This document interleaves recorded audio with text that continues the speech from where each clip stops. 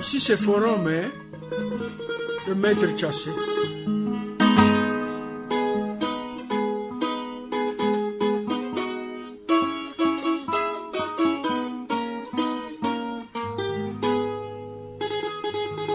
Na wote tamunde konzadi de la mama kambanza kandi tiali. Et le maintien du clan Mboshi au pouvoir, coûte que coûte. À savoir, par exemple, le chef d'état-major général,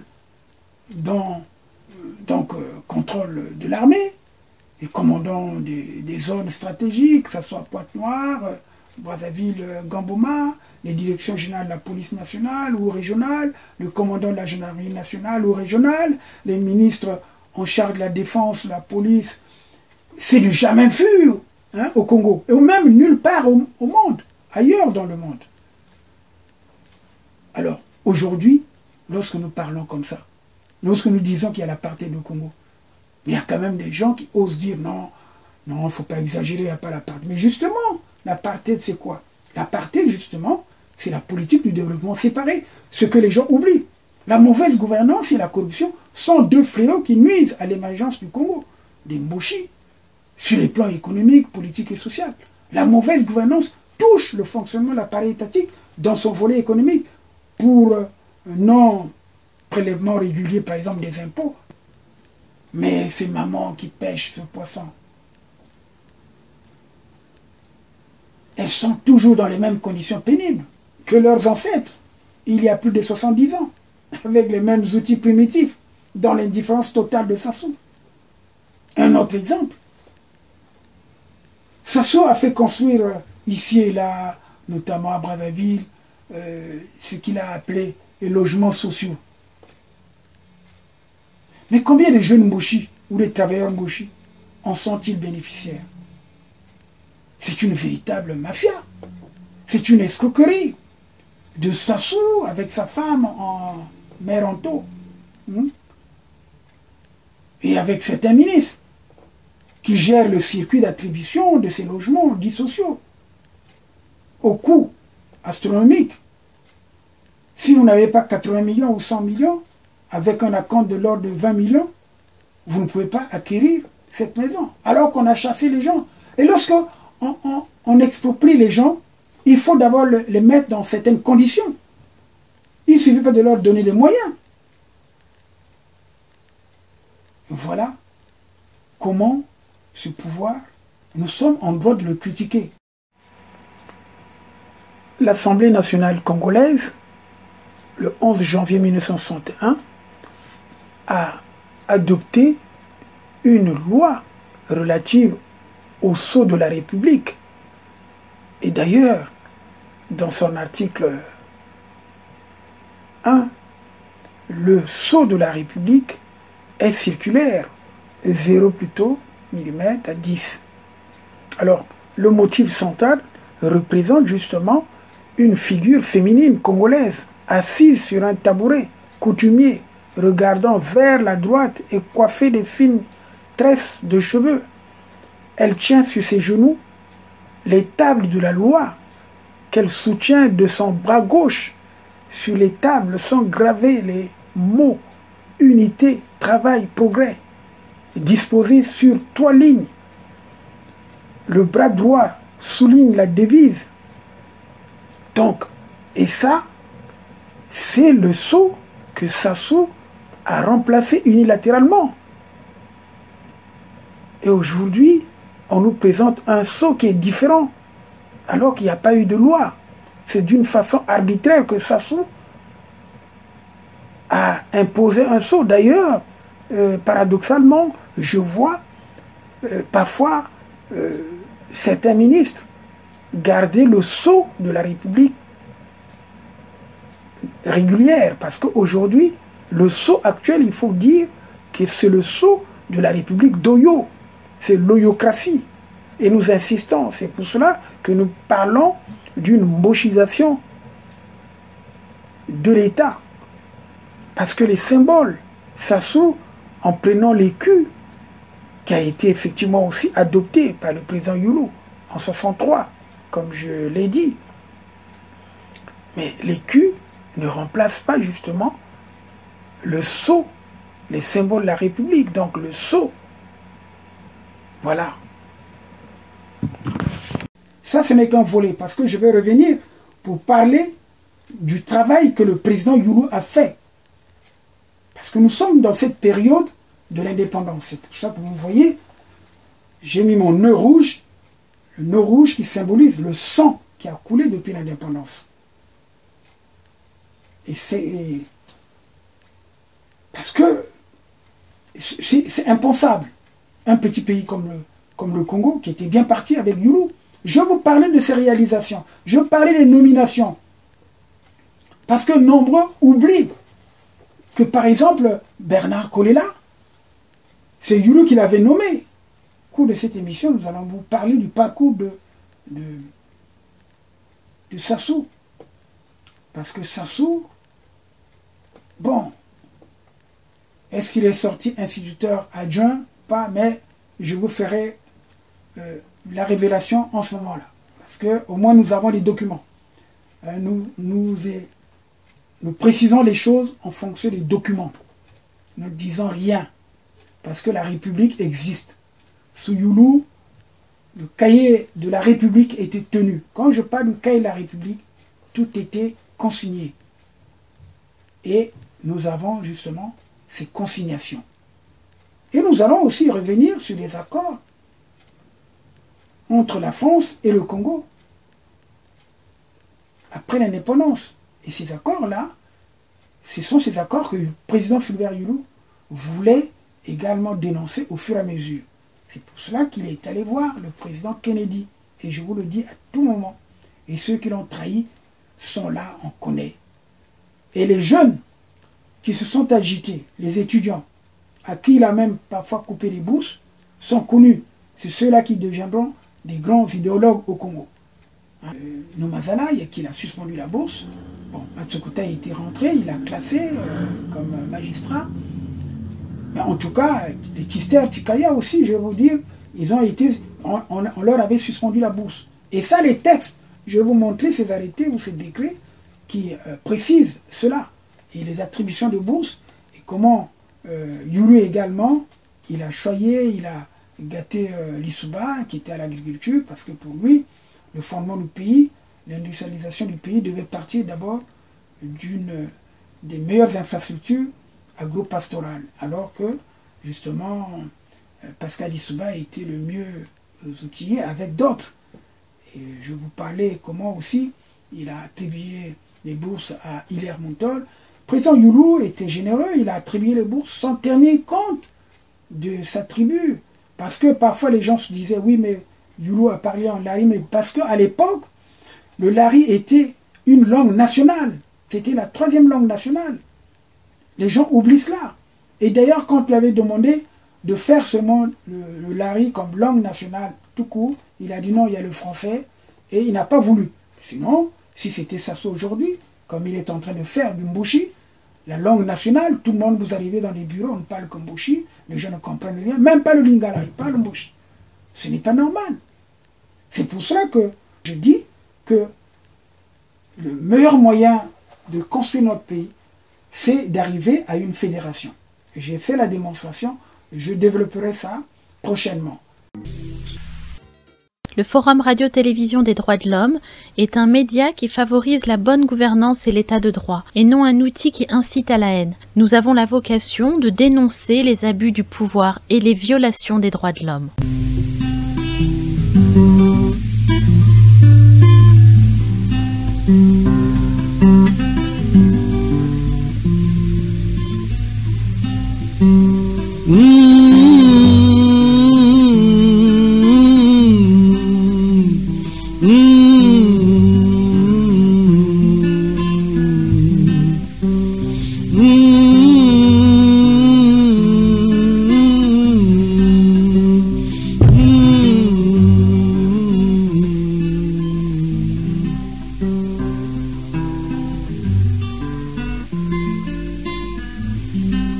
pasizo ntama zatuka bankaka bafuiririzo pasizo ntama zatuka batata bafuiririzo pasizo ntama zatuka na beto bala tujiza bwana pasizo ntama zatuka na beto bala tujiza bwana.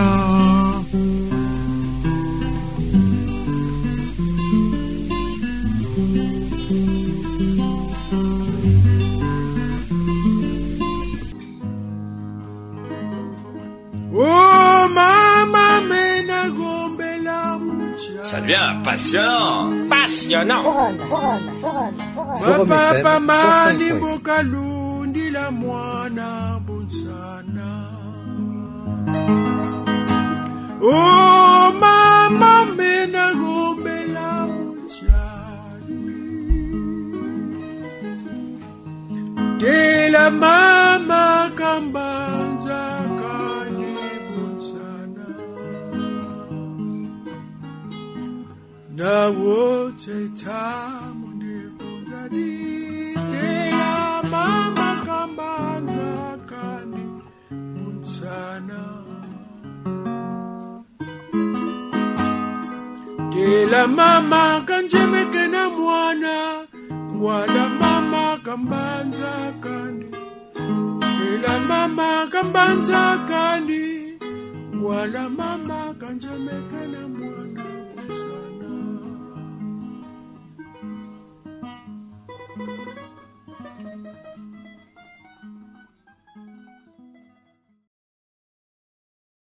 Vous suivez actuellement le mot du président du réseau Forum Radio-Télévision des droits de l'homme, Maître Maurice Massingo-Thiassé.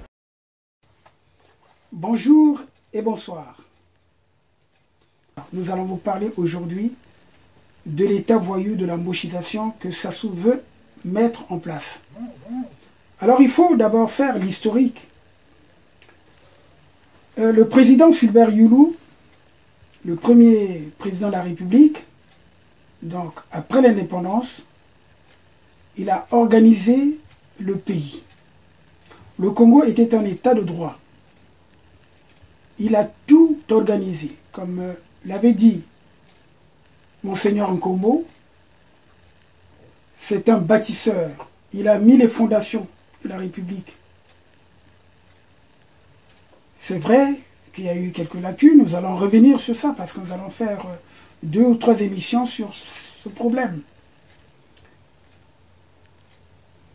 Aujourd'hui, nous allons parler des mochis dans la République. En 1960, plus précisément, le 25 février 1960, le président, qui était le vice-président Stéphane Tchétchelé, qui était vice-président du Conseil des ministres, et en même temps ministre de l'Intérieur, il avait donc créé dans la sous-préfecture de Gamboma un canton appelé canton Bouchi. Ce canton comprenait 34 villages. Donc, ce sont des villages suivants, détachés donc de la terre Etoro et du canton de Bangangoulou.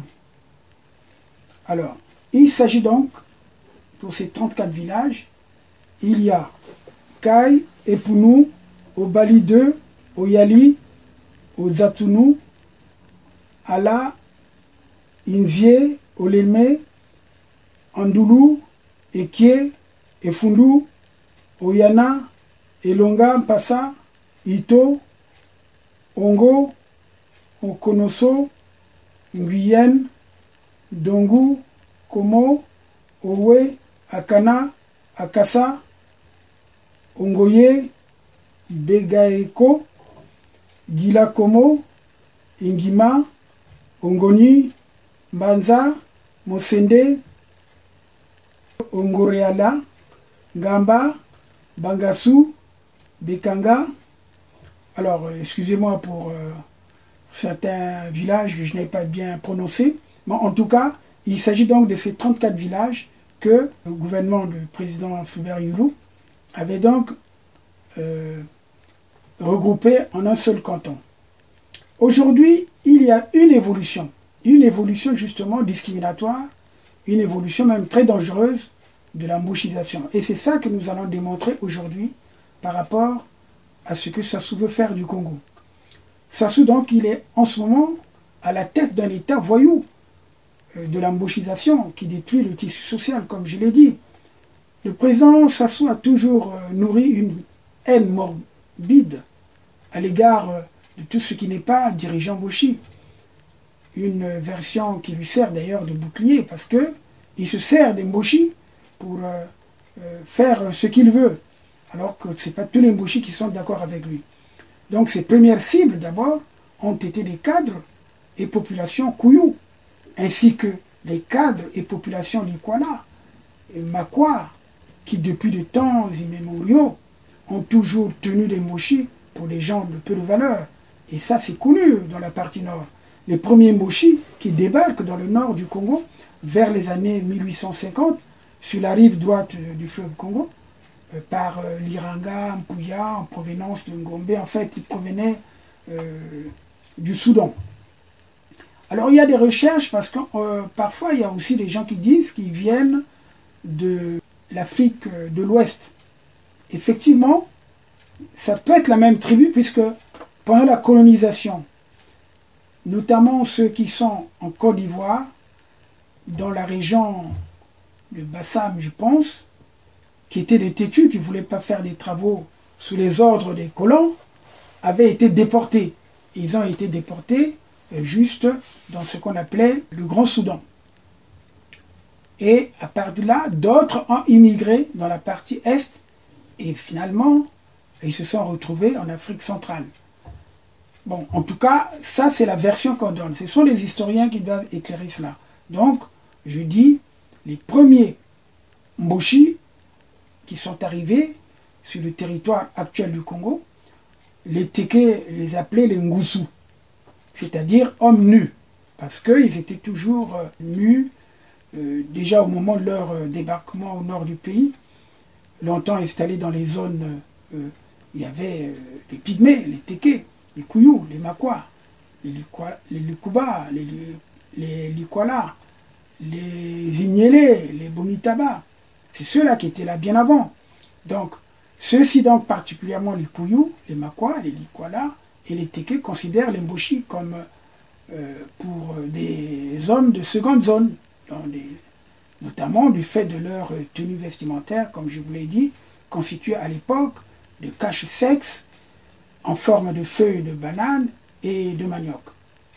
Alors, surtout les Kouyou, les Makwa et les Likwala ont toujours tenu les Mboshi pour les inférieurs, et ces derniers ont fini par être repoussés plus loin et sont allés s'installer particulièrement sur le bord de la rivière Alima, précisément dans un bourg nommé Oyo, alors petit canton Téké, où les Mboshi se sont toujours rendus peu après leur débarquement pour vendre du poisson et acheter du manioc. C'est ce qui explique que l'agrandissement de la population Mboshi est l'œuvre en partie de croisement entre les premiers arrivants, c'est-à-dire les Mboshi avec la population pygmée d'un côté et la population Téké de l'autre. Donc, ces derniers étant moins hostiles aux Mboshi que les Kouyou, les Makwa ou les Likwala. Donc, le président Youlou va prendre ce texte pour faire un canton compte tenu de la spécificité et compte tenu du fait que les Mboshi, à l'époque, c'est pas maintenant qui sont toujours belliqueux ou agressifs. On avait dénoté une certaine méchanceté, une certaine brutalité par rapport à d'autres populations de la République. Et c'est dans ce sens-là, justement, que ce canton avait été créé pour les séparer, justement, du canton Bagangoulou. Et ça, il faut le comprendre. Donc, Sassou, par après d'ailleurs, par la suite, il va nourrir cette haine morbide à l'égard de tout ce qui n'est pas dirigeant Mboshi, tout ce qui n'est pas soumis à lui pour parvenir à ses fins. Donc il s'appuie en théorie sur la communauté Mboshi qui lui sert de bouclier contre notamment également les Congos, qui sont ces épouvantails, parce qu'il faut le dire. Les autres cibles sont les cadres des populations Kouyou, ainsi que les cadres et populations Likwala, Makwa, qui depuis des temps anciens donc, ont toujours pris les Mbushi pour des gens de seconde zone, comme je vous l'ai dit. Comme Hitler d'ailleurs, ça sous-emploie à diminuer les autres groupes ethniques. Il a sur le plan économique fait d'Oyo, ancien poste de contrôle administratif, c'est-à-dire qu'un PCA, une ville moderne qu'il veut transformer en capitale.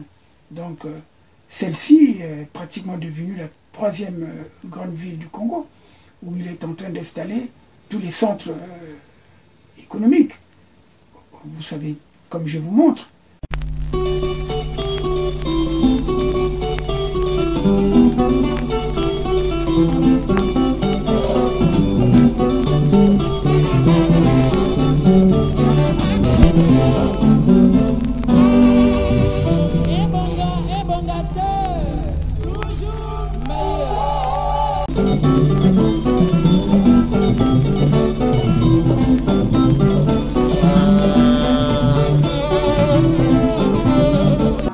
Mwana mama yitikara pepa na tata ngora kilari mbongera mwana keri cha mwana ni kwa ibonga yacho chandaba kuburika yenga ange mama ndona mabwide imene kubakuyula kala kwakwe ilembo sisanangu natadye Mampompo lufuma tale mabouidie moyo tateka timatia. Bon, moi c'est Jacques Lubilo, artiste comme vous savez. Je suis ici à Forum, Radio-Télé Forum Droits de l'Homme de Maître Tchassé. Mais moi je vous dis que je suis là. Ceux qui pensent que je suis pas là, ben je suis là. À Forum. Et Forum, c'est super. Tumba motete, tumba mukala. Moshi, Zole, mukulu mutatu, nankenge yalala, yakouve nankenge kumi, mamandona, Les Africains doivent condamner la gouvernance dynastique qui viole le principe de l'article 21 de la Déclaration universelle des droits de l'homme.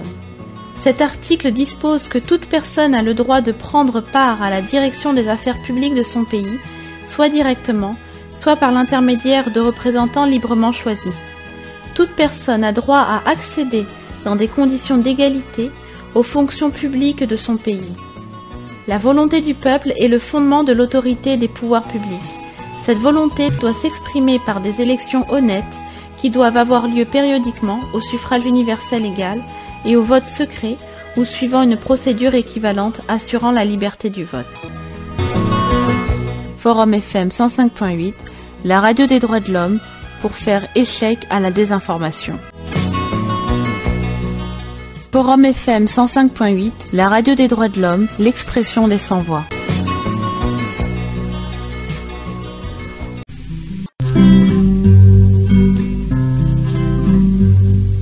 Congo, ekolo na biso tobongisa yango Congo.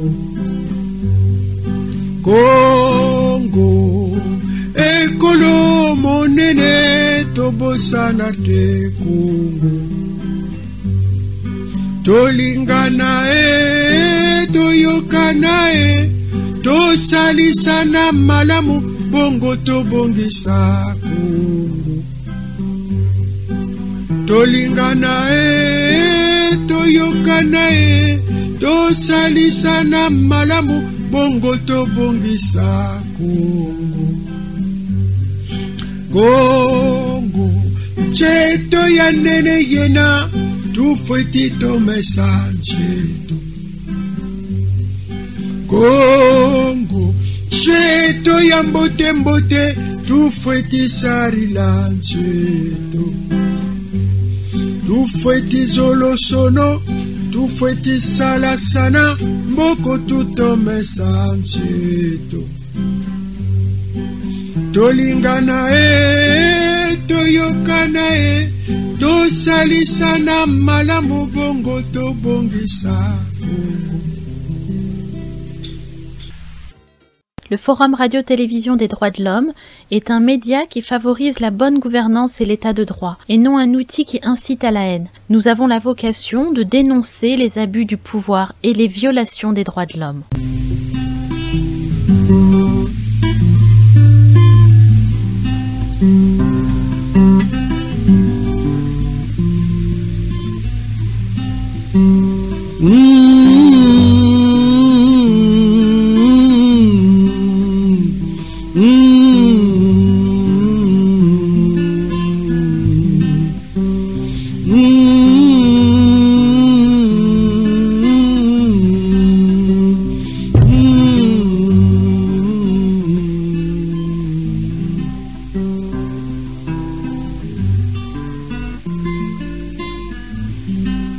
Pasizonta mazatuka bangaka bafuiririzo.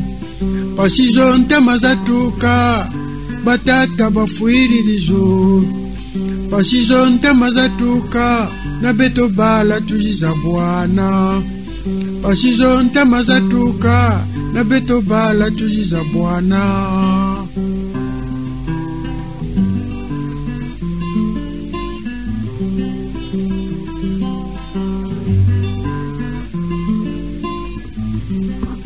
Bweta mbongo bangonda yandi bukawaya mukula Kongo. Tata mbiemo bangonda yandi bukawaya mukula Kongo.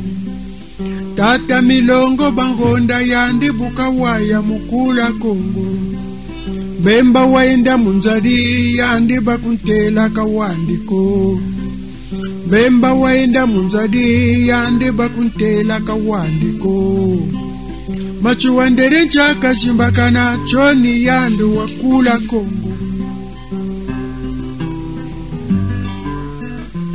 Ici c'est Forum, hein? Le maître Chassé. Menga magubu matsamuka champe Kongo mpera kuluka. Menga magubu matsamuka champe Kongo mpera kuluka. Banyari bayulamyo kuna kumyatuka kwa kabasabi. Banyari bazonzamyo kuna kumyatuka kwa kabasabi. Banyari bayulamyo kuna kumyatuka ngana kwa bazebi. Abe batata pasishulu mwini zaluzebi. Mama wandombi lutomo banza bulu banza yindu leno. Tata mbiemo bangonda na beto bala watu zebi.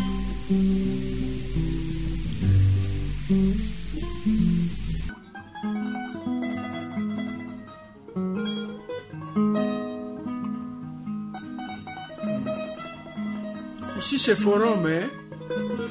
Le maître Chassé. Il y a le plan de Yo, vous comprenez, les images que je vous montre sont des images satellites. Et vous voyez aussi le grand hôtel qui a été construit au bord de la Lima. Vous avez une succursale de la banque centrale qui est là, puisqu'on va le déplacer. C'est donc ce passé qui fonde un peu la haine de Sassou envers notamment les Pouyou, les Makwa, les Likwala, et puis les autres vont subir. Puis viennent dans l'ordre donc de la détestation de Sassou, les cadres et les populations du Poul, ensuite les pays du Nyari, c'est-à-dire le Nyari, Bouenza et la Lekumu, et enfin les Téké, parce que les Téké en fait sont les alliés des Mbushi, puisqu'ils sont proches, étant donné, comme je vous l'ai dit, lorsque le président Youlou fait détacher du canton Bangangoulou et des terres Itoro, 34 villages, c'est-à-dire que pour créer carrément un canton Mbushi, on voyait déjà l'influence des Mbushi. Sassou est très rancunier parce que, il faut le dire, les dirigeants du Poul, il faut dire que Sassou déteste les dirigeants du Poul ou les cadres du Poul parce que on sait très bien qu'il a été admis difficilement dans l'armée par l'abbé Fulbert Youlou. Et Massamba Deba, d'ailleurs, a failli le reformer en 1966 pour une inaptitude due, dirais-je, à certaines incompétences et puis à la fracture qu'il avait eue lors de différents sauts. D'ailleurs, il s'est fait soigner en Roumanie pendant longtemps. Donc, et nous savons très bien pourquoi il a empoisonné le premier président de son exil. Ensuite, il a fait disparaître le corps de Massamba Deba, qui va frapper d'ailleurs violemment en présence de Damas Ngolo, décédé le 9 août 2017. Damas Ngolo n'a jamais pu révéler les circonstances réelles de la mort du président Alphonse Massamba Deba, puisque à la conférence nationale, il avait été mis en cause. Mais si nous savons que les restes de Massamba Deba ont été livrés aux fauves, au parc zoologique, après avoir été déterrés, examinés par le lieutenant Jacob Mansiba, vous pouvez voir dans notre site du forum, justement, la vidéo où il pose son problème parce qu'il a été marginalisé.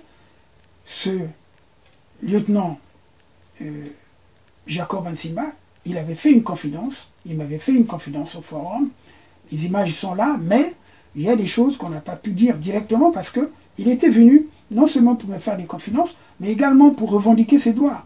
Parce que depuis 1977, où il avait examiné les corps du président Marian Ngouabi, du cardinal Émile Bayenda, et puis également d'Alphonse Massamba Deba, et qu'après, parce qu'il m'avait dit que le corps était déchiqueté, c'était pratiquement défiguré, il était défiguré. Donc les restes, et quand le CMP s'était rendu compte, M. Mansiba était également de la localité de Boko. Allez, on a voulu l'éliminer physiquement, mais lui, en tant qu'officier de police, il avait compris, et puis il s'est enfui, il s'est mis à l'écart, jusqu'au moment où il a réapparu. Et d'ailleurs, quand il a réapparu, c'est après la chute de Yombi. Et on va l'arrêter, on l'arrête, et ensuite, il n'est pas réhabilité. Lorsqu'il m'a vu, c'était pour revendiquer ses droits. Donc, allez sur Internet, vous allez voir le lieutenant Mansiba. D'ailleurs, je vous fais passer un petit bout pour comprendre qu'il était venu pour s'exprimer, il n'a pas présenté le problème, mais il s'est confié à moi. Il s'est confié à moi pour m'expliquer exactement ce qui s'est passé. Alors, donc, il faut se dire que Sassou n'a jamais donc oublié ce passé des Moshi, injurieux d'ailleurs pour lui, parce que de toujours, il s'est juré de venger son ethnie et de la placer au-dessus de toutes les autres, d'où le plan Mouebara pour la destruction et l'extermination des Congolari et les originaires de la grande province soudie de Congo, de Ntotela par exemple. Sassou a toujours été contre les autres tribus, que vous le voulez ou pas. La preuve en est que, imaginez, je vais peut-être en parler plus tard, tous les plans, il n'a rien fait. La municipalisation avec les 6 000 milliards qu'on a dépensés pour la municipalisation, on aurait pu faire du Congo un pays effectivement émergent en ce moment-là, puisqu'on aurait pu créer des unités de production, notamment des entreprises dans toutes ces localités, mais il n'a pas fait. Donc Sassou, et puis en plus il a trouvé également en Théophile Obenga son maître à penser, puisque Théophile Obenga, même si aujourd'hui il raconte n'importe quoi, c'est comme si il prenait la drogue, il parle de travers, c'est son théoricien sur la supériorité Mboshi. Hein? Parce qu'il faut le dire. Parce que je me souviens, dans l'introduction générale qu'il a écrite, en 2010, pour présenter le livre Propagande, commandé par Sassou sur l'histoire générale du Congo, des origines à nos jours, Théophile Obenga présente Sassou, ainsi d'ailleurs, je le lis dans mon livre, parce que je l'avais mentionné dans le livre, je lis ce passage. J'ai repéré, je lis ce passage. Bon, l'intention du gouvernement de la République d'écrire une histoire générale du Congo date du régime de Denis Sassou Nguesso. Lui-même méticuleux, connaisseur de l'Afrique, du Congo et même de l'Inde. Fin de citation. Donc, quand il dit ça, nous, au forum, à l'époque, en 2010, Radio Forum avait critiqué en son temps cette publication qui a valu à notre radio sa première suspension pour 2 mois en juillet 2010, sous la pression de Claudia Lembumba à Sassou. Parce que c'est elle qui était responsable du département de communication, la présidence de la République. De toute façon, Claudia Lembumba, elle est tribaliste. Donc il faut le savoir. Ne pensez pas que Lembumba, avec son frère, pourront bâtir le Congo uni. Non. C'est pour cela c'est maintenant qu'il faut les combattre. C'est maintenant qu'il faut les dénoncer. Vous comprendrez pourquoi l'on parle aujourd'hui sans gêne de l'avenir incertain des Mouchis qui veulent tout accaparer. Et d'ailleurs, je vais faire cette révélation. Edith, une fois m'avait posé la question concernant son père. Alors, je vais lire ce passage parce que je l'ai mis dans mon ouvrage pour que les gens comprennent que les dérapages de Sassou, c'est venu justement avec ces enfants de malheur. Hein? Vous voyez, moi je peux le dire, parce que je les connais. Christelle et Claudia n'avaient pas ni un toit. Parce que quand Sassou a pris le pouvoir jusqu'en 98, pratiquement fin 98, ils vivaient à l'hôtel Quilombo, l'hôtel qu'on appelle l'hôtel Palace, celui qui est non loin de l'hôpital général, du CHU. Alors, ils vivaient là-bas, et d'ailleurs c'est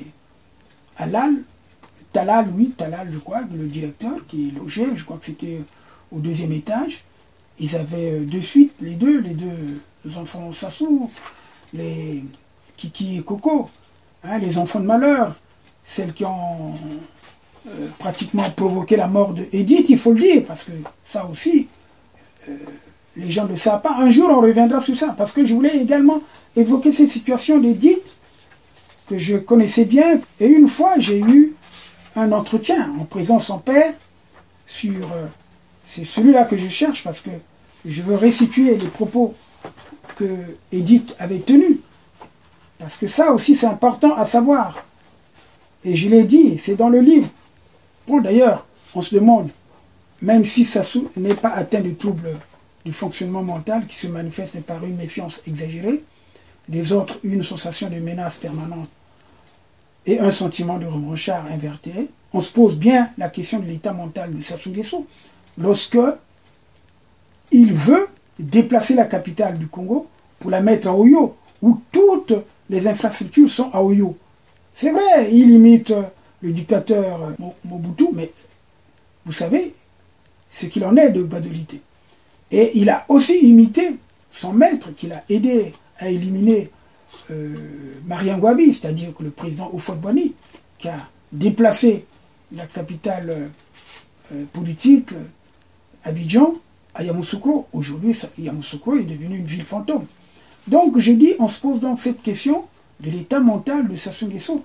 Moi, je donne raison donc à sa fille, le regretté Edith Bongo, qui à Paris a venu rap au cours d'un repas avec son père, me dira, en présence de son père, mais maître, vous voulez le retour de mon père aux affaires, mais il n'a plus personne autour de lui.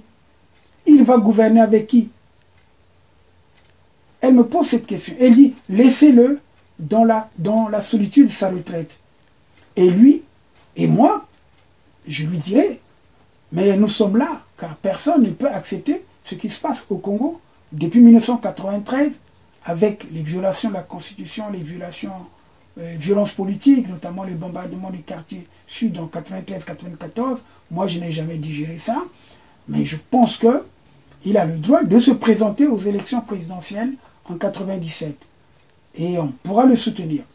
Donc, aujourd'hui, il est triste de constater que sa fille, finalement, Edith, avait raison de se poser des questions sur les réelles capacités de son père à exécuter un programme très ambitieux pour le Congo. Ce programme qu'il a écrit dans un ouvrage que vous connaissez bien, Le fleuve, le manguier et la souris. Vous comprenez? Donc, à partir de ce moment-là, il nous a séduits.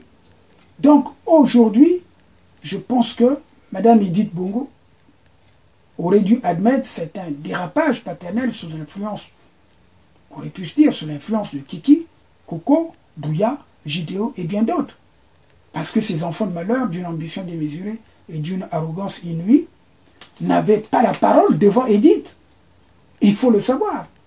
Faites vous-même le constat. Depuis la mort d'Edith Bongo, Sassou Nguesso, Sassou a commencé à déraper.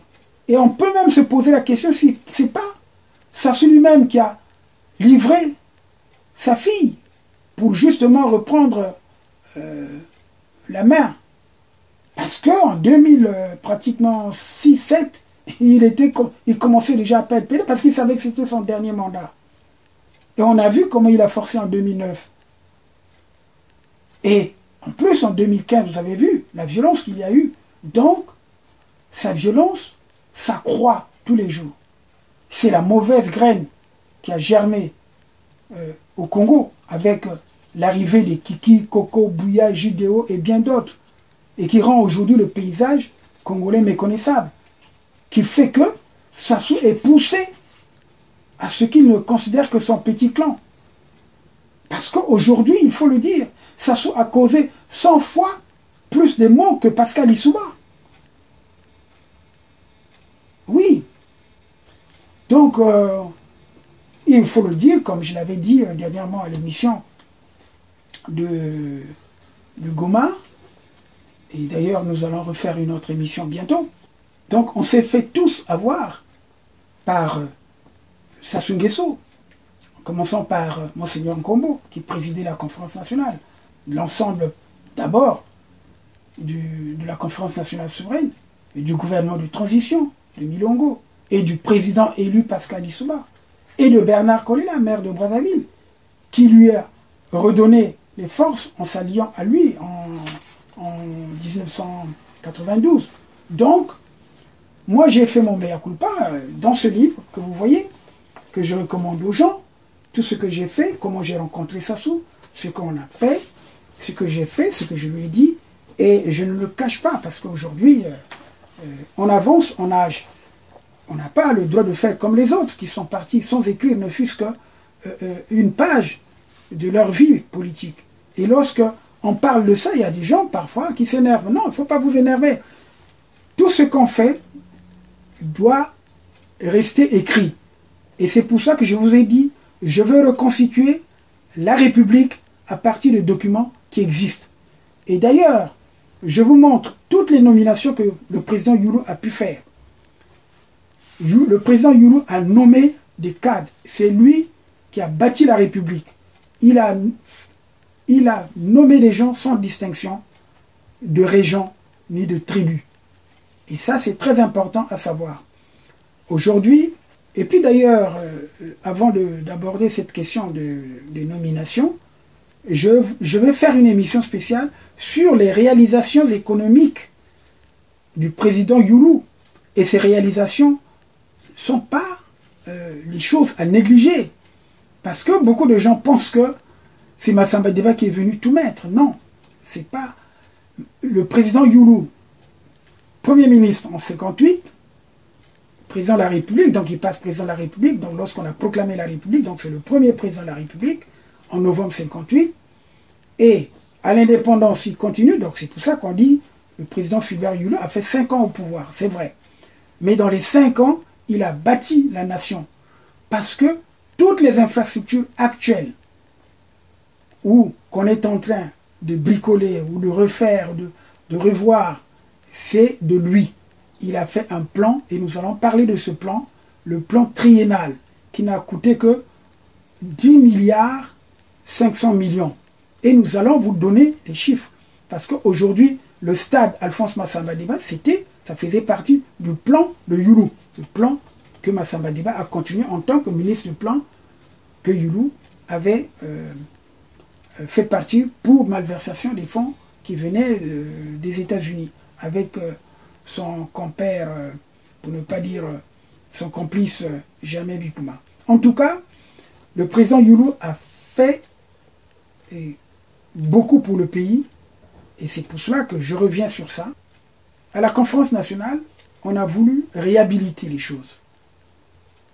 Bon, lorsque l'on examine l'organisation du pouvoir étatique du Congo, on est frappé aujourd'hui de la domination du personnel Mboshi dans tous les rouages de l'activité économique, administrative, politique et militaire, violant ainsi la charte de l'unité nationale qui a été adoptée à la conférence nationale, qui consacre la volonté des groupes ethniques composant la population congolaise de vivre ensemble en tant que bien suprême, la nation congolaise est unie et indivisible. Donc, depuis le retour de Sassou en 1997, en violation donc de la charte de l'unité nationale, les principaux postes dans l'administration civile militaire sont dévolus en grande majorité à des cadres de son ethnie, et pourtant minoritaires dans le pays. Le pouvoir Mboshi, en matière des forces de défense et sécuritaire, sur, par exemple, 60 officiers généraux, au moins plus de 50 sont des Mboshi ou apparentés. Ce sont exclusivement les cadres Mboshi également qui sont placés à la tête des structures et localités décisives, chargées de répression et de maintien du clan Mboshi au pouvoir, coûte que coûte. À savoir, par exemple, le chef d'état-major général, contrôle de l'armée, les commandants des zones stratégiques, que ce soit Pointe-Noire, Brazzaville, Gamboma, les directions générales de la police nationale ou régionale, le commandant de la gendarmerie nationale ou régionale, les ministres en charge de la défense, la police. C'est du jamais vu au Congo, et même nulle part au monde, ailleurs dans le monde. Alors, aujourd'hui, lorsque nous parlons comme ça, lorsque nous disons qu'il y a l'apartheid au Congo, il y a quand même des gens qui osent dire non, il ne faut pas exagérer, il n'y a pas l'apartheid. Mais justement, l'apartheid, c'est quoi? L'apartheid, justement, c'est la politique du développement séparé, ce que les gens oublient. La mauvaise gouvernance et la corruption sont deux fléaux qui nuisent à l'émergence du Congo, des Mboshi, sur les plans économiques, politiques et social. La mauvaise gouvernance touche le fonctionnement de l'appareil étatique dans son volet économique pour non-prélèvement régulier, par exemple, des impôts, taxes, non-utilisation de ces revenus dans les projets de développement, par exemple, mauvais contrôle de l'État sur les marchés, non-régularisation de la concurrence des marchés et mauvais investissement dans les secteurs visant la satisfaction des besoins fondamentaux des populations qui sont de plus en plus pauvres. Aujourd'hui, dans le volet politique, aucune garantie d'ailleurs aussi n'est donnée à cette liberté d'expression. On déplore le non-respect des droits des partis d'opposition, de la société civile. Le partage des postes en fonction du mérite et de la compétence est une chose qui n'est pas d'actualité dans le Congo de la mboshisation. Il faut le dire, lorsque l'on examine le Congo sociopolitique, on est en présence d'un pouvoir mboshi. Les rouages essentiels de l'activité économique, administrative, militaire et politique sont entre les mains des dirigeants d'ethnie mboshi. Celle dont relève donc justement Denis Sassou Nguesso. Depuis l'avènement de ce monsieur, il faut dire à l'administrature suprême, les principaux postes de l'administration et ailleurs sont dévolus en grande partie à les cadres de son ethnie et particulièrement à son petit clan d'Oyo. Alors, on dit alors, sans embâche, le pouvoir est mboshi. Comme cela est ressorti publiquement au cours des audiences de la cour criminelle, vous le savez bien. D'une part, sur l'affaire des explosions des soutes à munitions de la caserne de Mpila, le 4 mars 2012, vous avez suivi le procès, vous pouvez même le suivre dans notre chaîne YouTube, vidéo FRTDH. En tout cas, il y a un certain caporal-chef Oba qui avait été mis en cause, né des parents Mboshi et Teke, a répondu comme suit. D'ailleurs, lors de cette audience publique, suivez cette audience, à une question posée par le président Mboshi lui-même, un jour, pendant ma garde à vue, à la DGST, les colonels Obwande et Ingani m'ont dit en langue Mboshi, « Tu es Mboshi, c'est notre pouvoir, tu es notre petit. Dis-nous que c'est le colonel Nsuru qui t'a remis de l'argent en récompense de l'incendie de la caserne. » Et d'autre part, sur l'affaire du général Norbert Dabira, vous le savez bien, où le général Ngatse Nyangambwana a parlé de l'avenir des Mboshi. Et ça, tout le monde se souvient. Après Sassou, que deviendront les Mboshi? Qu'en est-il en réalité de cette affirmation péremptoire sur la nature du pouvoir du Congo-Brazzaville? Voilà. Comme pour la force publique, les postes stratégiques, au niveau même de l'administration de la justice, reviennent au clan Mboshi. Vous ne pouvez pas comprendre. Au niveau des directions générales des finances, le scandale est total. La presque totalité des directions générales revient au Mboshi, y compris le contrôle des services de direction des affaires financières, de la douane, des 7 membres du comité national de trésorerie sont tous des Mboshi. Ce comité national qui est chargé de prendre toutes les décisions importantes sur la gestion des finances de l'État compte uniquement des Mboshi et proches, assimilés. Outre qui est le président, entre autres membres, on trouve Kimba Jean-Dominique, Denis Christelle Sassou Nguesso, Albert Ngondo, Jean-Raymond, peut-être Dira, je ne sais pas si on l'a enlevé, Antoine Ngakeni, Jérôme Koko, vous avez Gilbert Ondongo, même s'il n'est plus ministre. Les banques comme la BAC, BGFI, Banque BCH, Banque Congolaise de l'Habitat, ils sont tous administrés par les Mboshi. Même le semi-analphabète amiral Jean-Dominique Kimba dirige la BGFI, banque. Il a quelle notion économique?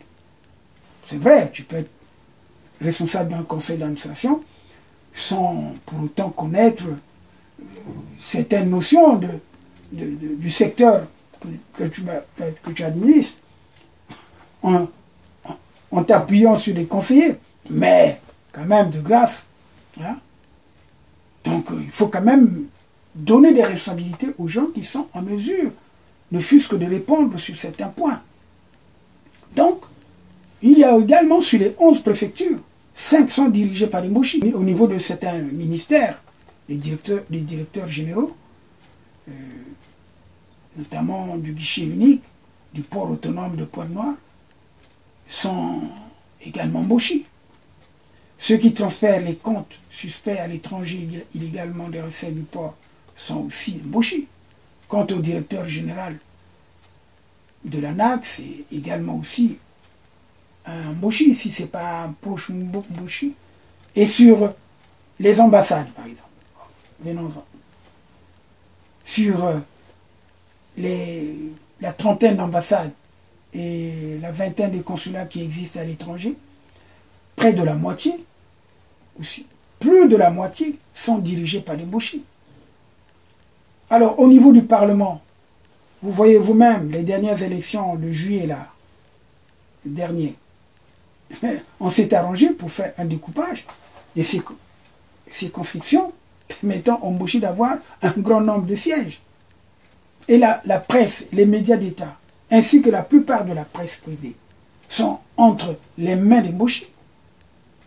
Le Congo est pris en otage par un clan qui ne représente même pas 4% sur les 4 500 000 Congolais. Le manque du sens du bien commun constitue une menace pour la paix et la cohésion sociale. Et Sassou l'oublie. Demain, il va partir. Ce n'est pas parce que on va enfariner les gens en mettant le voyou, le fils, l'idiot de l'enfant de Mvuba à Bakongo comme député alors qu'il n'a jamais vécu. Et parce qu'on pense qu'il faut mettre les enfants en fonction de la présence du père. Parce qu'après tout, Mvuba, c'est quelqu'un qui ne vaut rien. Parce que s'il valait quelque chose, il n'allait pas imposer son fils à une telle responsabilité. Parce que demain, il va le regretter. Il n'a qu'à s'occuper de son enfant qui est malade en France, qui est dans un asile psychiatrique, si on ne peut pas dire. Hein? Moi, je pense qu'il y a des pères qui sont irresponsables. Parce que Sassou, il s'arrange justement pour influencer les gens. Mais il y a des gens qui doivent être solides pour dire non, non, non, moi je n'accepte pas ça, je ne veux pas exposer mon enfant. Mais tout le monde s'est pris dans son jeu. Et dans son jeu bien calculé. Mais aujourd'hui, je pense que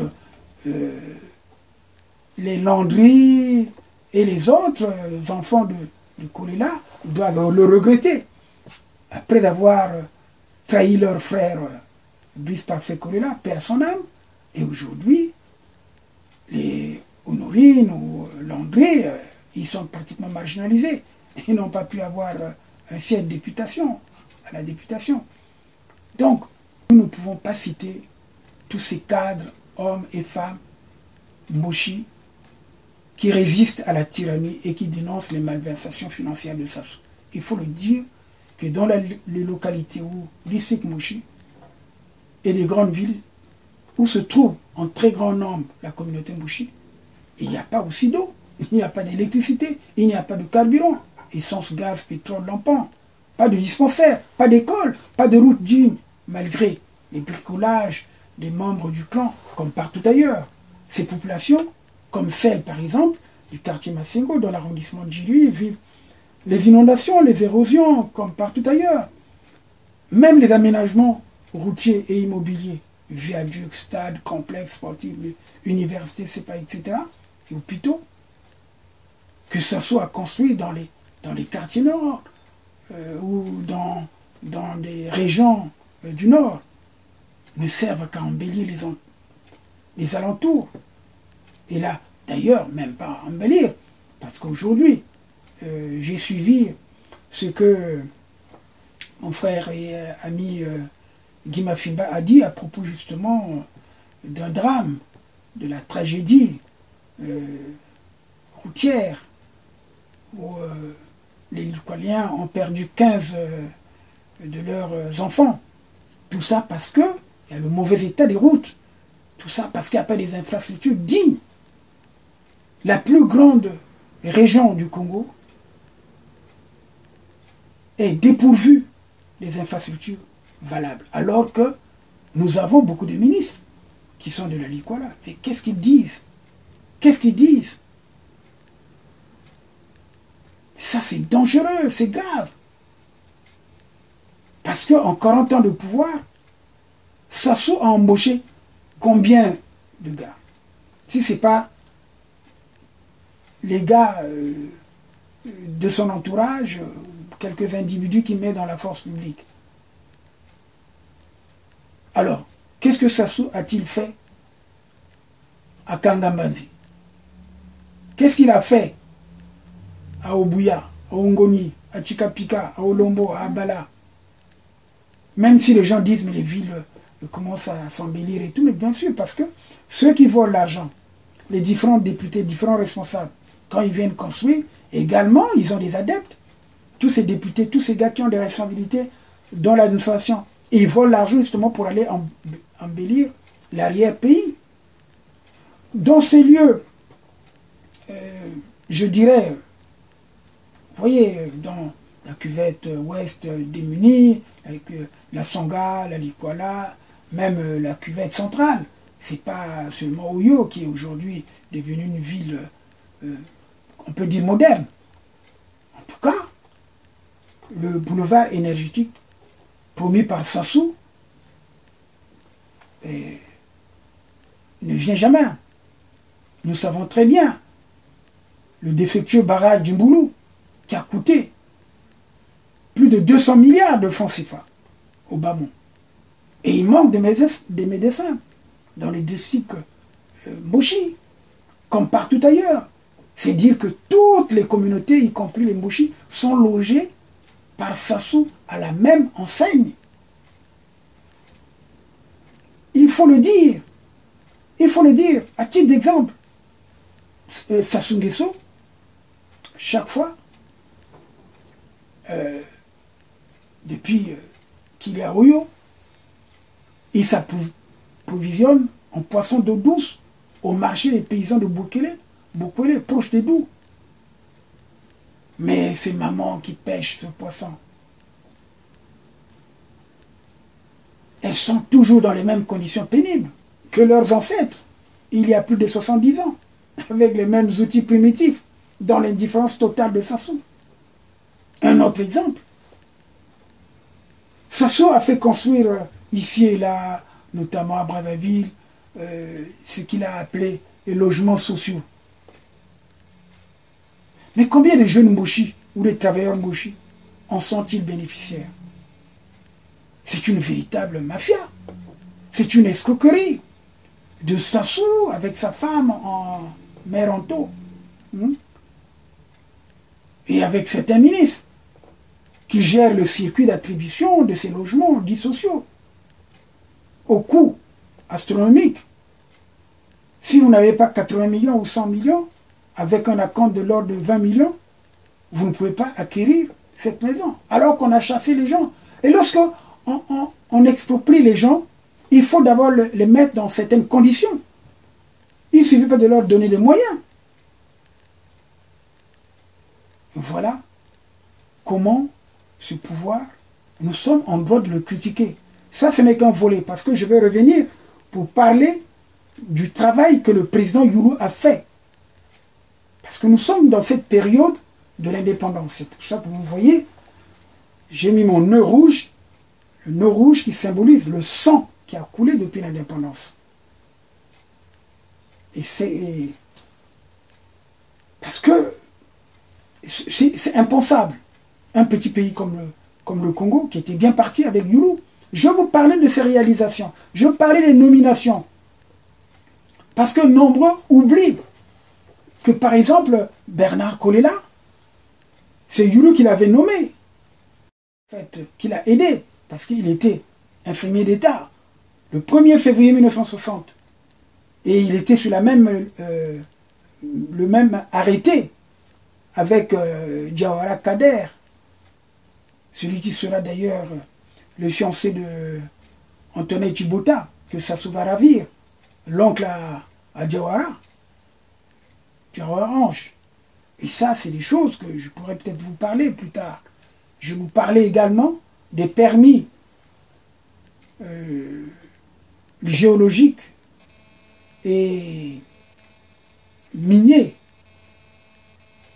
pour la recherche justement des minerais au Congo, que Youlou a délivré à certaines sociétés en délimitant la superficie. Et ça, Youlou, il a œuvré pour l'unité du pays. Comme disait Monseigneur Nkombo,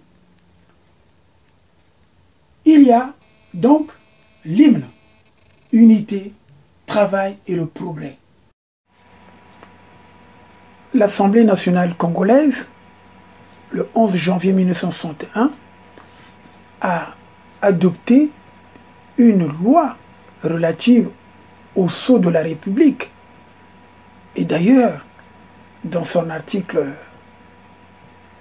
1, le sceau de la République est circulaire au diamètre de 0 mm, 0 plutôt millimètre à 10. Alors, le motif central représente justement une figure féminine congolaise assise sur un tabouret coutumier, regardant vers la droite et coiffée de fines tresses de cheveux. Elle tient sur ses genoux les tables de la loi qu'elle soutient de son bras gauche. Sur les tables sont gravés les mots unité, travail, progrès, disposés sur 3 lignes. Le bras droit souligne la devise. Donc, et ça, c'est le sceau que Sassou a remplacé unilatéralement. Et aujourd'hui, on nous présente un sceau qui est différent, alors qu'il n'y a pas eu de loi. C'est d'une façon arbitraire que Sassou a imposé un sceau. D'ailleurs, paradoxalement, je vois parfois certains ministres garder le sceau de la République régulière, parce qu'aujourd'hui, le sceau actuel, il faut dire que c'est le sceau de la République d'Oyo, c'est l'oyocratie, et nous insistons, c'est pour cela que nous parlons d'une mbochisation de l'État, parce que les symboles, Sassou, en prenant l'écu, qui a été effectivement aussi adopté par le président Youlou en 1963, comme je l'ai dit. Mais l'écu ne remplace pas justement le sceau, les symboles de la République, donc le sceau. Voilà. Voici donc les symboles de la République, la Marianne congolaise. Donc c'est ce tableau-là. Vous voyez, une dame est assise présentant le tableau où inscrit donc Unité, Travail, Progrès. Vous voyez ça ici aussi, plus loin, je vous montre, puisque ce sont deux agendas officiels que j'ai, 2004, comme vous voyez, et ici, donc, c'est 2005. Donc, c'est ceux-là que je vous présente. Bon, alors, donc, je vous dis que Sassou, c'est un véritable tricheur. Il a remplacé unilatéralement, aujourd'hui, le symbole de la République, c'est-à-dire ce que vous voyez, la Marianne congolaise, qui a été donc adoptée depuis 1960, donc tout juste après l'indépendance. Et il le remplace par les écus, justement, les écus que vous allez voir, parce que d'abord je continue, parce que c'est un agenda où il y a tout le dispositif. Hein. Même à l'intérieur, vous voyez sur les pages, il y a toujours la Marianne qui est là, en filigrane. Vous la voyez là, toujours la Marianne. Vous la voyez ici, je vous montre. La Marianne était toujours là, en bonne place. Toujours en bonne place, comme vous voyez. Mais tout d'un coup, cette Marianne a disparu pour faire place à ce que je vous montre, c'est-à-dire le nouveau. Ce sont les écus qui devient le symbole de la République. C'est les écus que même le président Flubert Youlou avait présenté. C'est lui qui avait signé le décret le 12 août 1963 pour les écus, en présentant donc les écus qui sont les éléphants. Vous voyez les deux éléphants sont à défense jaune, en fait, c'est ça, dans le décret 63-262 que je vais rechercher pour vous le présenter, du 12 août 1963, publié d'ailleurs au journal officiel numéro 19 du 15 août 1963, fixant les armoiries de la République du Congo. Le président de la République, chef du gouvernement, donc le président Flubert Youlou, il avait dit, le Conseil des ministres, entendu, décrète, article 1er, les armoiries de la République sont fixées comme suit. Donc, et vous allez, je vais vous lire ce décret. Donc, l'article 1er, les armoiries de la République du Congo sont fixées comme suit. D'or à la face ondée de Sinope, au lion de gueule, armé, comme vous le voyez, et l'empassé de Sinope, brochant, tenant un flambeau. C'est celui-là à l'intérieur. Je vais vous le montrer en couleur, comment ça se le présente maintenant. Et tenant donc un flambeau de sable allumé de gueule, couronne forestière spéciale. L'écu est supporté par deux éléphants. L'écu, c'est ça, est supporté par deux éléphants. Deux éléphants de sable défendus d'or, mouvant des flancs de l'écu et soutenu par un tronc d'arbre de gueule. Dans le cercle d'or de la couronne forestière, il est inscrit République du Congo, en lettres de gueule sur l'istelle d'or. Bon, là, c'est pas présenté comme ça. Alors, voilà, on le voit à l'intérieur. À l'intérieur, donc ça, c'est mon passeport ordinaire que j'avais, pour ce que je vous ai présenté les trois passeports. Au départ, j'avais ce passeport qui venait d'être périmé, en fait, en 2012, lorsque je suis allé le changer. Je suis allé le changer, donc, en 2014. On va donc me donner celui-là. D'ailleurs, c'est le fameux passeport que m'avait remis à main propre Raymond Boulou, lorsqu'on m'avait ravi le premier passeport, et d'ailleurs qui m'ont redonné après, c'est celui-là d'ailleurs, qui était périmé, ce passeport qui était périmé, que je vous montre, non, celui-là plutôt qui était périmé, que je vous montre, mon passeport qui était périmé, donc périmé, ce passeport, après on me fera celui-là, le passeport ordinaire de la communauté économique et monétaire de l'Afrique centrale, République du Congo. Donc on est passé de notre Marianne congolaise aux écus, qui deviennent les symboles de la République. Et tout ça, ça a été fait d'une façon unilatérale, sans passer par le Parlement, parce que le symbole de la République sont décrétés depuis la naissance de la République, pratiquement. Et là, il y a un contraste, parce que ce passeport, vous voyez, je vous montre la différence. Ce passeport-là, qui est le passeport qui n'est pas de la CEMAC, alors porte à l'intérieur quand même le sceau de la République. Hein, le symbole du sceau de la République. Il le porte. Bon, maintenant, par contre, ici, le symbole a disparu. Et c'est pour ça que je vous parlais comment Sassou, d'une façon unilatérale, il a remplacé le symbole de la République par l'écu des forces armées. Et lui, il en a fait les symboles de la République. Nous allons aborder un autre sujet. Mais en tout cas, je vous ai apporté des preuves pour dire que nous allons là vers un État Mboshi. Parce que Sassou se retire de ce qui est adopté par la nation, les symboles de la République. Et là aussi, je vais vous montrer le fameux palais qu'il a construit à Oyo, à l'image du palais du peuple. Il a beaucoup plus amélioré, c'est plus grand. C'est plus grand que le palais du peuple. Et d'ailleurs, les gens ont dû se rendre compte lorsque Sassou, pratiquement pour une première fois, on a montré l'intérieur de ce palais lorsqu'il a reçu le ministre des Affaires étrangères russe.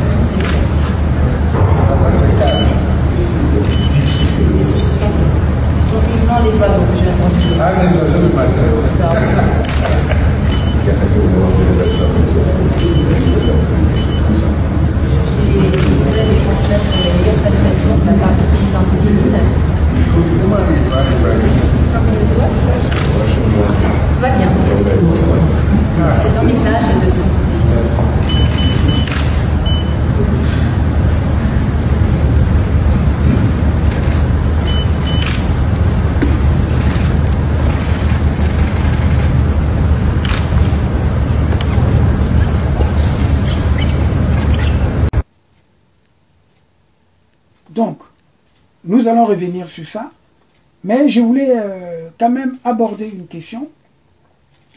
Justement, ce qui me revient à l'esprit d'ailleurs, c'est l'écrasante majorité des victimes de la tragédie du 4 mars 2012, qui sont pratiquement des ressortissants Mboshi, Makwa, Kouyou et Teke.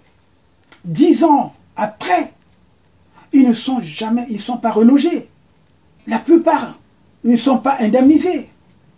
Non, Sassou leur impose d'aller occuper les taudis, les préfabriqués, bricolés à la hâte par les Israéliens à Kintélé, c'est-à-dire à plus de 30 km de leur propriété d'origine, du lieu de leurs activités de commerce et autres. Les mêmes taudis sont déjà en cours dans certaines localités du pôle, où Sassou veut, par cette opération, accélérer l'expropriation des populations du pôle, sous le couvert de procéder à l'installation d'entreprises productives. Mon œil, il va faire quoi? Mais regardez Kinsoundi. Vous voyez comment on a chassé les gens de Kinsoundi? On les a chassés. Tous ceux qui étaient là, c'était les sinistrés. On les a chassés. J'étais présent à Brazzaville. Lorsqu'on les chasse, ils avaient d'abord résisté parce que de temps en temps, je partais les reconforter. On avait prétendu dire qu'on voulait reprendre l'usine de Kinsoundi. Et on n'a jamais repris l'usine de Kinsoundi. Voilà comment ce rusé, ce renard, il procède. Alors, donc les victimes du 4 mars 2012, comme ceux du pôle, doivent s'inspirer de la réaction déterminée et courageuse des habitants d'autres pays qui réagissent. Hein, lorsqu'il y a des événements, n'ayez aucune crainte, c'est vos droits. Alors, aujourd'hui, nous voyons aussi le cas des étudiants. L'exemple des bourses d'études qu'ils donnent par-ci par-là. Vous avez suivi les difficultés qu'ont eues les étudiants boursiers à Cuba, qui ont été malmenés, qui ont été manu militari reconduits au pays. Alors, d'ailleurs, combien dans ce groupe sont-ils des fils ou des filles de paysans ou fonctionnaires anonymes Bouchi? Il faut le savoir, ils sont nombreux. Et dans l'ensemble, ces bourses ont été attribuées, certes, à des jeunes citoyens issus des communautés du Nord-Pays, mais recrutés dans le cercle des Mboshi, du clan Sassou et de leurs maîtresses, à l'exclusion de l'écrasante majorité des simples familles Mboshi, mais les familles Mboshi. Et pourtant, ils sont sacrifiés aussi par le clan Sassou, au même titre que les autres jeunes citoyens qui les côtoient. Donc, il est normal, aujourd'hui, de prendre conscience, de ne pas vous enfermer dans cette situation. Le pays se meurt. Il est donc établi que le clan Sassou prend la communauté Mboshi pour son bouclier, sa ceinture de sécurité, son gilet pare-balles. Le clan a besoin d'une partie des citoyens pour le protéger de la furie du peuple. Ce n'est pas avec les 10 000 qu'on vous donne, les 20 000 ou les 100 000 ou quelques avantages épisodiques ou éphémères, hein, que vous devez également accepter Sassou. Parfois avec le règlement des petites ordonnances médicales ou quelques enterrements qui supportent ou des petits dons qu'on fait pour l'achat des livres ou bien des tenues scolaires. C'est pas normal. Avec les moyens que nous avons, mais les Congolais pouvaient vivre correctement. Chaque Congolais pouvait avoir quelque chose. D'ailleurs, on viole les principes justement des droits de l'homme. Les chômeurs n'ont rien, alors que c'est écrit dans la Déclaration universelle des droits de l'homme. C'est bien mentionné, c'est un texte qui existe.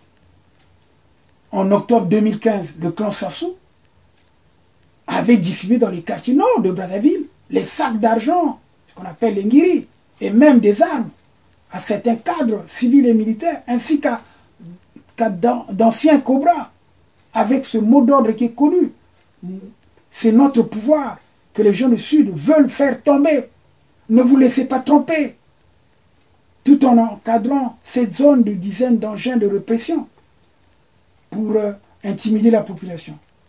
Mais où se situe le clan Sassou quand il s'agit de l'essentiel de la vie, à savoir la santé, l'emploi, l'éducation, donc l'école, l'habitat, le logement, la nourriture.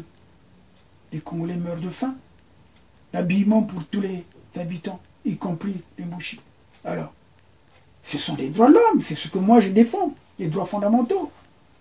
Je ne pouvais donc pas, moi, Massingo Tchassé, épauler un tel dictateur qui viole les droits fondamentaux. Lorsque je le dis, c'est parce que c'est ma mission.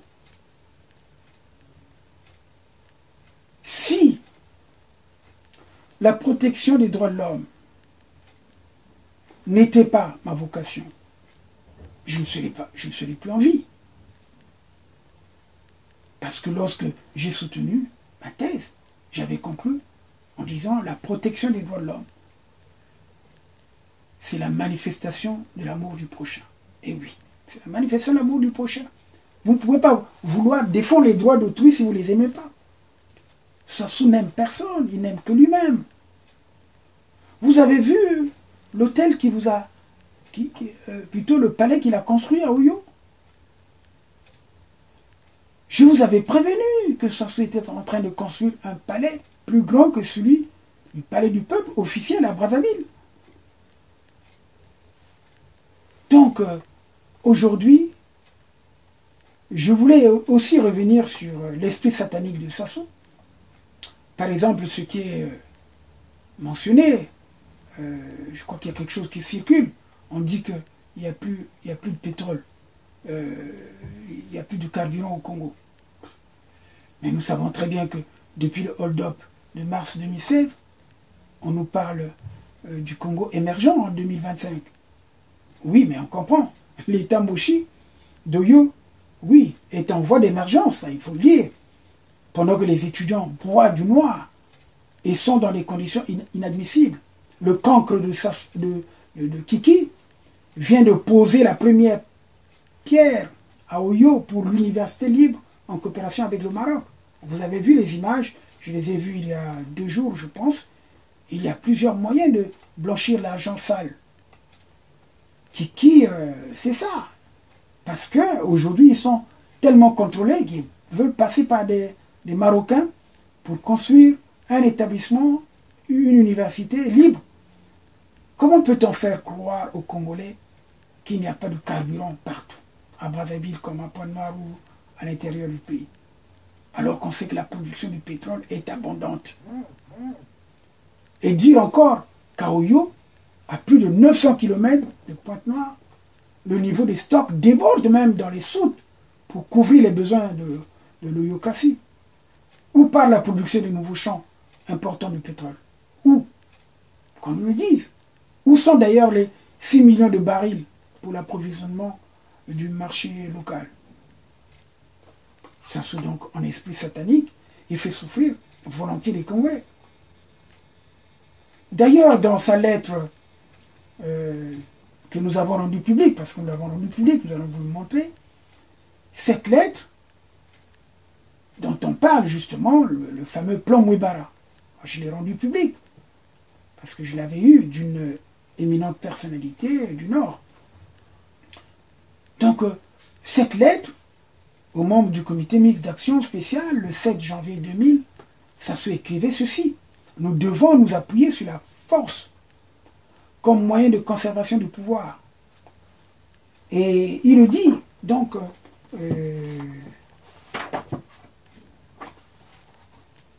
excusez-moi, donc voilà. Il dit donc ceci: le peuple sous-tendu, Mbushi donc, n'est ni plus ou moins qu'un bouclier dont il faut se servir habilement. Ça sous-dit encore: les opposants, il faut les mettre dans un état de précarité qui va les obliger à se soumettre.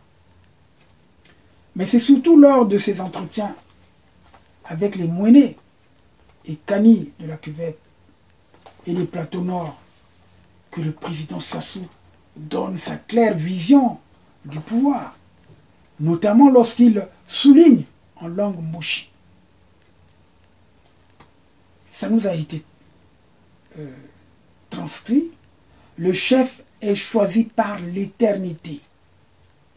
Seule la volonté de Dieu peut retirer le pouvoir à un dignitaire, mais seulement lorsque ce dernier est devenu incapable ou indigne. Or, aujourd'hui, donc, souligne le président souligne Sassou à ceux qui l'entendaient. Dieu ne l'a pas dit. Donc, je ne suis pas encore fatigué. Ça, c'est lui qui le dit. Donc, au cours de ces entretiens, Sassou revient encore sur cette idée centrale. Lorsqu'il confirme en ces termes, si un jour, Dieu lui-même dit que c'est le moment pour moi de m'asseoir, d'abandonner le pouvoir, moi-même, je vous le dirai à ce moment-là. Pour l'instant, et à l'instant, à cette place de président de la République, il n'y a personne capable de me supplanter. Je vous le dis, cette personne à ce jour n'existe pas. Donc, quel mépris pour les cadres, pour la classe politique, pour la société civile, pour tout le peuple du nord au sud. Quel cadre Mboshi peut se sentir pris en considération par Sassou Nguesso lorsqu'il prend connaissance de tels propos ahurissants, à la limite de la déraison? Car le président Sassou dit bien qu'il n'y a aujourd'hui aucun cadre Mboshi capable de le supplanter. Quel mépris pour tous ces cadres. Nous savons bien, et ce sont de telles idées que véhiculent à longueur de journée et partout les gens comme les Jean-Paul Pigas, qui un jour seront entendus, vont comparaître. Les gens Yves Olivier, les Matteo Renzi, l'ancien président du Conseil italien, ou l'ambassadeur d'Italie au Congo, les autres dictateurs africains qui l'ont surnommé empereur et qui le congratulent et lui attribuent les distinctions honorifiques insignifiantes. Sassou sait que le peuple ne l'aime pas. Sassou fait du forcing. Il veut imposer son cancre de fils, son médiocre enfant au peuple congolais. Ce qui revient d'ailleurs au même, si ce n'est au pire. Sassou Denis ou Sassou Denis Kiki, c'est la même chose. Donc aujourd'hui, nous allons nous arrêter là parce que la prochaine émission, il faut la suivre. Nous allons vous parler justement, puisque nous sommes sur cette période de l'indépendance du Congo, dans quelques jours. Aujourd'hui, pratiquement dans une semaine, nous allons fêter les 62 ans de l'indépendance du Congo. Mais qu'est-ce qu'on en tire? C'est justement, c'est le canton Mboshi qui est devenu la capitale du Congo, pour ne pas dire l'État du Congo.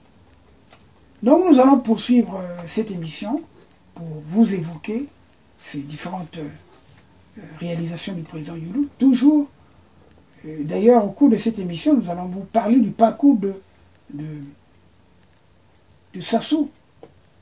Parce que Sassou, bon, est-ce qu'il est sorti instituteur adjoint? Pas, mais je vous ferai la révélation en ce moment-là. Parce qu'au moins nous avons les documents. Nous précisons les choses en fonction des documents. Nous ne disons rien. Parce que la République existe. Sous Youlou, le cahier de la République était tenu. Quand je parle du cahier de la République, tout était consigné. Et nous avons justement ces consignations. Et nous allons aussi revenir sur les accords entre la France et le Congo après l'indépendance. Et ces accords-là, ce sont ces accords que le président Fulbert Youlou voulait également dénoncer au fur et à mesure. C'est pour cela qu'il est allé voir le président Kennedy. Et je vous le dis à tout moment. Et ceux qui l'ont trahi sont là, on connaît. Et les jeunes qui se sont agités, les étudiants, à qui il a même parfois coupé les bourses, sont connus. C'est ceux-là qui deviendront des grands idéologues au Congo.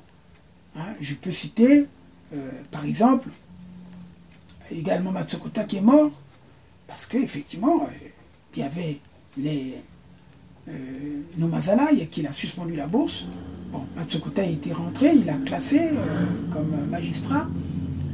Mais en tout cas, les Kister, Tikaya aussi, je vais vous dire, ils ont été, on leur avait suspendu la bourse. Et ça, les textes, je vais vous montrer ces arrêtés ou ces décrets qui précisent cela.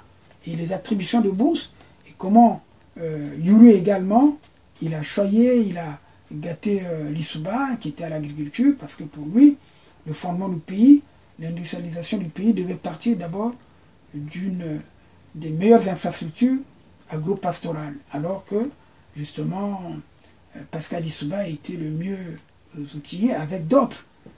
Et je vous parlais comment aussi il a attribué les bourses à Hilaire Montol. Le président Youlou était généreux, il a attribué les bourses sans tenir compte de sa tribu. Parce que parfois les gens se disaient oui mais Youlou a parlé en lari, mais parce qu'à l'époque, le lari était une langue nationale. C'était la 3e langue nationale. Les gens oublient cela. Et d'ailleurs, quand on lui avait demandé de faire seulement le lari comme langue nationale tout court, il a dit non, il y a le français, et il n'a pas voulu. Sinon, si c'était ça aujourd'hui, comme il est en train de faire du Mbushi, la langue nationale, tout le monde, vous arrivez dans les bureaux, on parle comme Mbushi, les gens ne comprennent rien, même pas le Lingala, ils parlent Mbushi. Ce n'est pas normal. C'est pour cela que, pour terminer, je dis que le meilleur moyen de construire notre pays, c'est d'arriver à une fédération. J'ai fait la démonstration, je développerai ça prochainement. En tout cas, je vous remercie de m'avoir suivi pour cette émission consacrée à la mbushisation du Congo. Je vous remercie. À bientôt.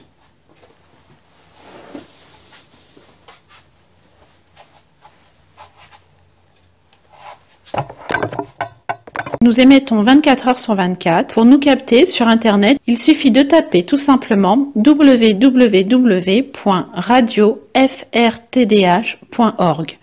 Je répète, radiofrtdh en un seul mot.org. Forum FM. Radio Forum FM 105.8. Soyez les bienvenus à la radio Forum FM. Nous vous remercions, nos auditrices et auditeurs. Radio des droits de l'homme au service des auditeurs.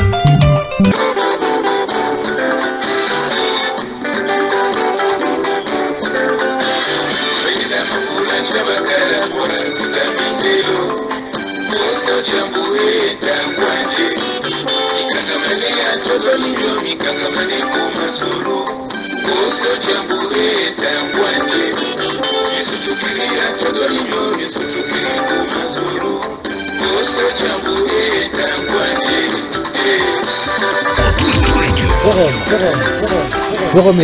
105.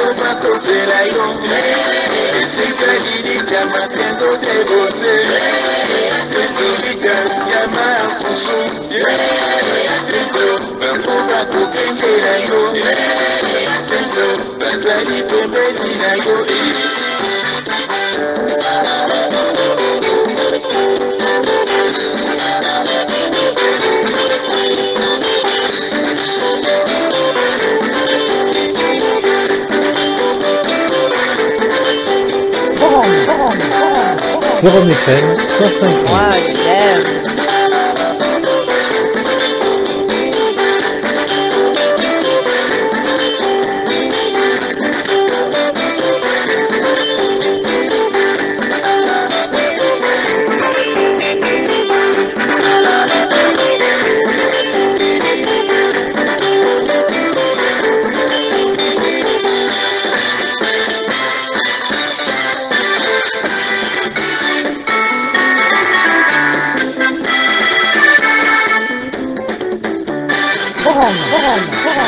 Forum FM 105. Moi j'aime.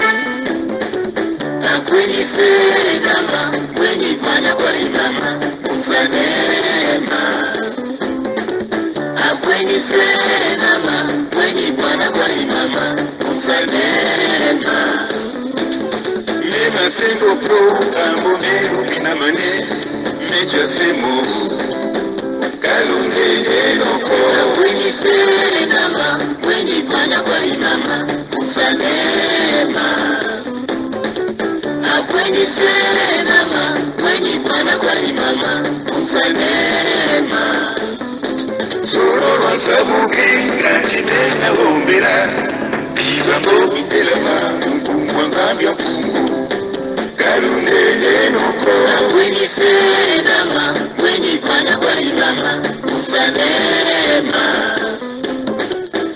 Weni senama, weni pana kwani mama, usalema. Forum FM.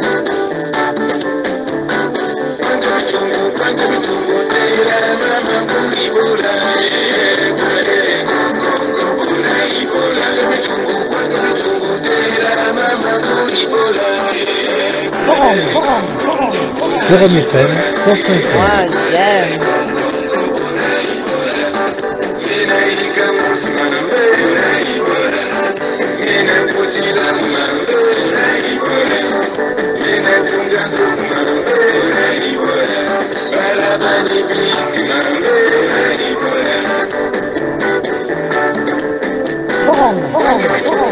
Forum FM 105. Moi j'aime.